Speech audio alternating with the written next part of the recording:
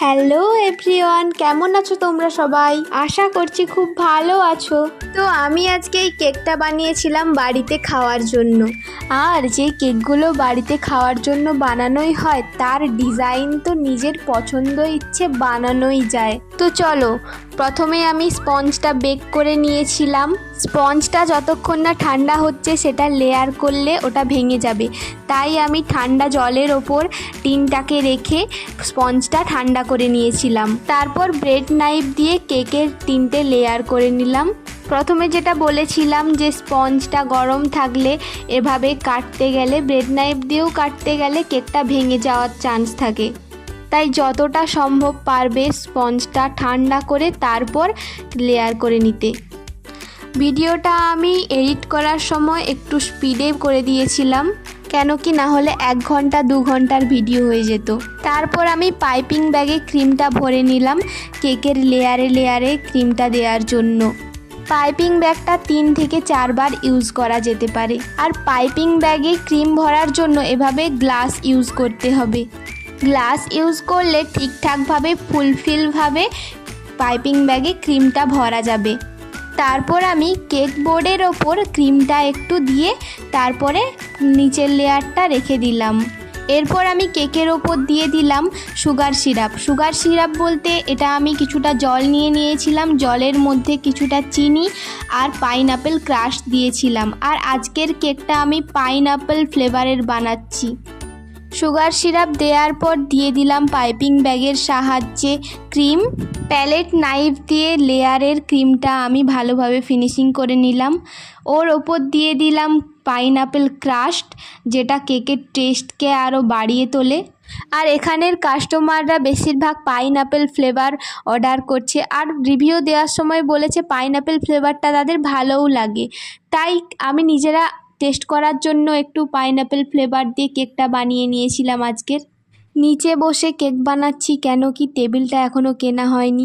যেহেতু আমরা কোয়ার্টারে থাকি সেহেতু ছোট ছোট রুম, তো তাই রুমের মধ্যে এত জিনিস হয়ে গেছে, তাও আমরা দেখছি কোনো জিনিসটা সাইড করে এক সাইডে রেখে আমি তাড়াতাড়ি টেবিলটা কেনার চেষ্টা করব। বাড়িঘর তো প্রত্যেক দিন ঝাড়ু দেয়া মোছা প্রত্যেক দিনই থাকে, তাও কেক বানানোর আগে যেই রুমটাতে আমি কেক বানাই সেই রুমটা ভালোভাবে মুছে নেই, কেন কি একটুও গুঁড়ো ধুলো থাকলে সেটা উড়ে এসে কেকের মধ্যে পড়বে। তার থেকে আমি কেকটা বানানোর আগে রুমটা ভালো করে মুছে নেই, দিয়ে কেকটা বানানো স্টার্ট করি। আর সারাদিনের এই বৃষ্টিতে কেমনভাবে কাটছে তোমাদের বাড়িতে অবশ্যই কমেন্ট করে জানাবে। একদিকে তো মজাও লাগছে জানালার ধারে দাঁড়িয়ে বৃষ্টি দেখতে, কিন্তু অন্যদিকে কোথাও বেরোতে পারা যাচ্ছে না, ঘুরতে যাওয়া যাচ্ছে না। এই প্রবলেমগুলো তো আছেই বর্ষাকালে। তো গল্প করতে করতে কেকের ক্রাম কোটটা আমি করে নিলাম। ক্রাম কোট বলতে কেকের ওপরে পাতলা একটা লেয়ার দিয়ে নিলাম ক্রিমের। কেকটা ক্রাম কোট করে রাখার পর ফ্রিজে রেখে দিলাম। কিছুক্ষণ পর ফ্রিজ থেকে বের করে ক্রিমের ফিনিশিংটা করে নিলাম। আর ফিনিশিংটা করব এটিএম কার্ড দিয়ে। হ্যাঁ, অবশ্যই পুরনো এটিএম কার্ড, অ্যাক্টিভ কার্ড নয় কিন্তু, এটা এক্সপায়ারি কার্ড। প্রথমে ভায়োলেট কালার দিয়ে ফিনিশিংটা করে নেব।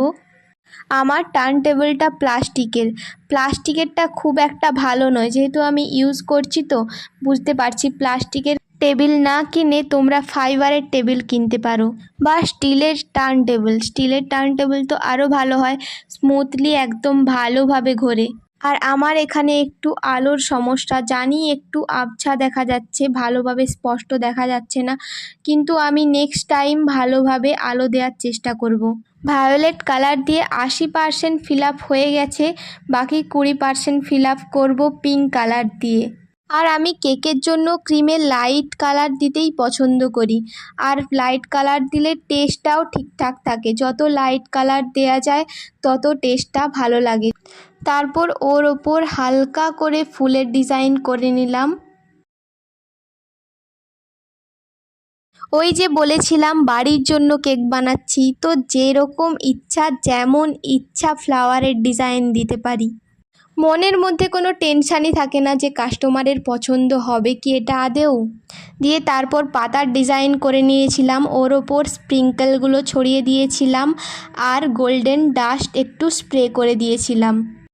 তোমরা দেখে বলো ডিজাইনটা কেমন হয়েছে। আর এটা যেহেতু বাড়ির জন্য বানানো কেক, তাই তোমাদের কেকটা কেটে আজকে দেখাবো ভেতরের লেয়ারগুলো ঠিক কেমন দেখতে লাগে। তোমরা কমেন্ট করো কেকটা দেখতে কেমন হয়েছে। আর কেকটা খেতেও খুব টেস্টি ছিল, এটা আমার কথা নয়, যারা যারা খেয়েছে তারাই বলেছে। আর এই বৃষ্টিতে সবাই সাবধানে থেকো আর সুস্থ থেকো। দেখা হচ্ছে নেক্সট ভিডিওতে।